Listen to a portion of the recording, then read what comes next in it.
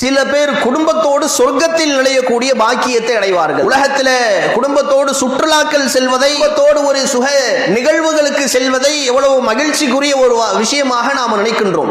நாளை மறுமையிலே சொர்க்கத்திற்கு குடும்பத்தோடு செல்லக்கூடிய பாக்கியம் சிலருக்கு கிடைக்கும். அவர்கள் பற்றி அல்லாஹ் சொல்லுகின்றான், வல்லதீன சபரு பித்திகாஹ வஜ்ஹி ரப்பிகள், அல்லாஹ்வுடைய முகத்தை நாடி, பொருத்தத்தை நாடி, வகாமு ஸலாத்த அன்ஃபிகு மிம்மா ரஸக்னாஹும் சிர்ரன் வ அலானியா, தொழுகையை நிலைநாட்டக்கூடியவர்கள், வறுமையிலும் செழிப்பிலும் செலவிடக்கூடியவர்களாக,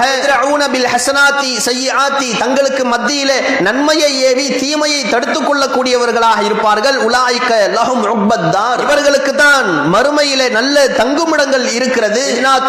அதுனின் யுத்கிலூனஹா வமன் ஸலஹ மின் ஆபாஇஹிம் அப்னாஇஹிம் வஸவாஜிஹிம் துர்ரியத்திஹிம், ஆறுகள் கீழே ஓடிக்கொண்டிருக்கக்கூடிய சொர்க்க சோலைகள்ல அவர்கள் பெற்றோர்களோடும் மனைவியரோடும் பிள்ளைகளோடு சொர்க்கத்தில் நுழைவார்கள். அப்படிப்பட்ட பாக்கியம் சில நபர்களுக்கு தான் கிடைக்கும் என்று திருமறை குர்ஆனில் சொல்லுகின்றார்.